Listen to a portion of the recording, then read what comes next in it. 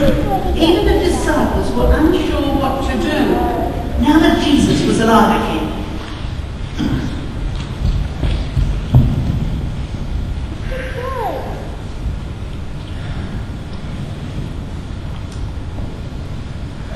Well, I'm going fishing. Who's in? Yeah, we'll come too.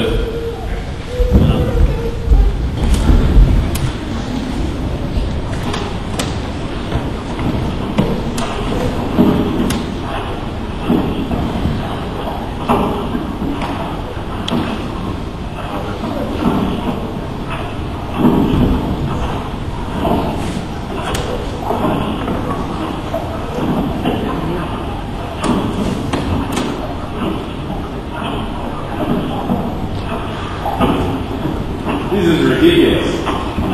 Oh, like fishing, nothing to show for it. Maybe tomorrow will be better. Hey out there! Have you caught anything yet? Nothing.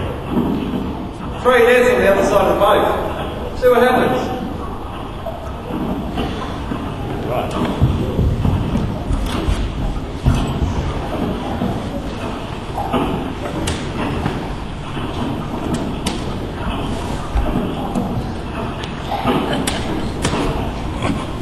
G'day. Look at all the fish.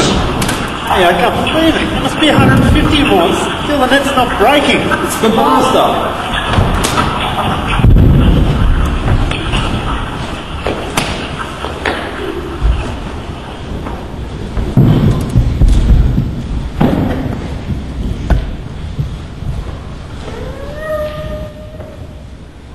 Simon, Peter, son of John, do you love me more than these?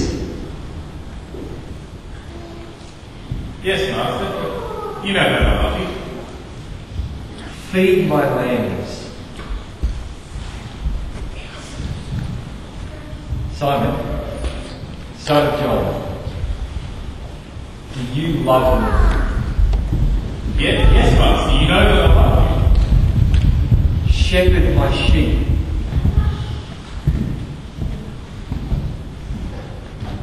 Simon, son of John, do you love me? Lord, you know everything that there is to know. Surely you must know that I love you. Feed my sheep. Follow me. Everything I've taught you has come to this. Everything written about me in the law of Moses and the prophets had to be fulfilled. And God has told me to give you this commission. Go out into the world and train people in this way of life, baptizing them in the name of the Father and the Son and the Holy Spirit.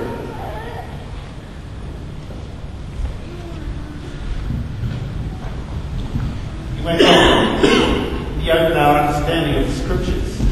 He explained the suffering of the promised Messiah, how the prophets foretold that the Messiah would be crucified, but then rise from the dead on the 3rd day. And how total life change through the forgiveness of sins is proclaimed to everyone, everywhere. Jesus promised us the gift of the Holy Spirit and told us to wait in Jerusalem until it arrives.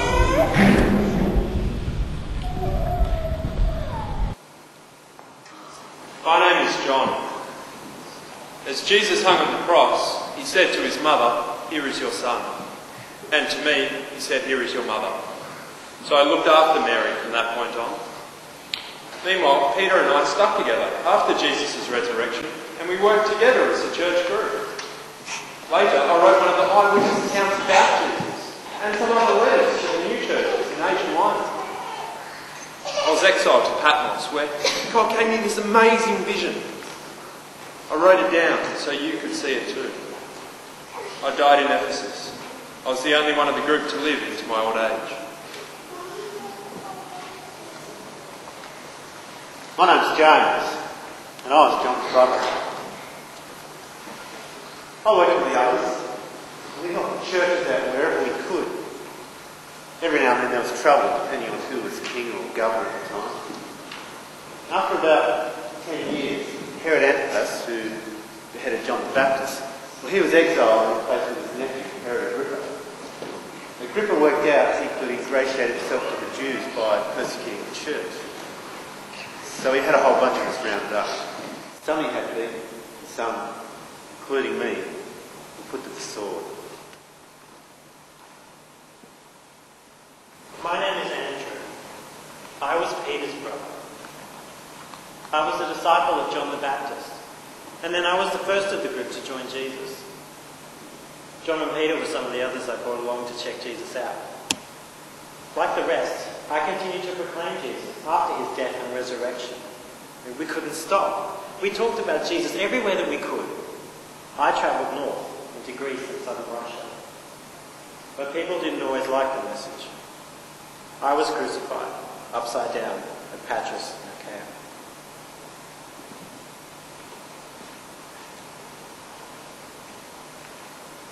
My name is Peter, and everyone could tell I was from a small village up north because my accent always stood out so much in Jerusalem.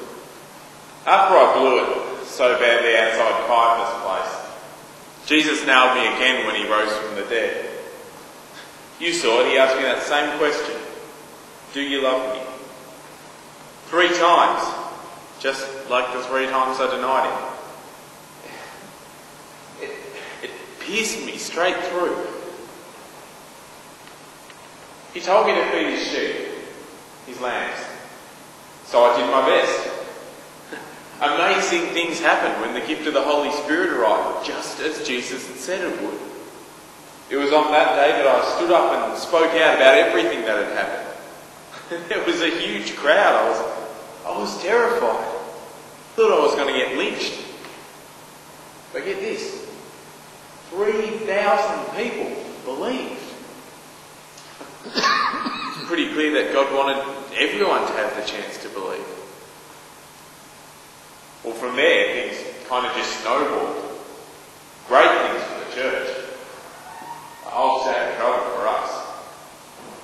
We seem to spend half our time in court or under arrest. I travelled around a lot, and some of my writings have passed the test of time.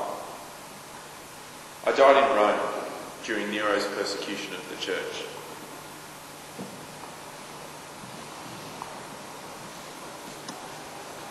My name's Judas, and I made a deal with the high priests to lead them to where Jesus was praying, so they could arrest him in secret, without the crowds finding out. I just wanted to speed things up. Jesus was being too soft, too nice, and that was never going to free us from the Romans. They paid me 30 pieces of silver.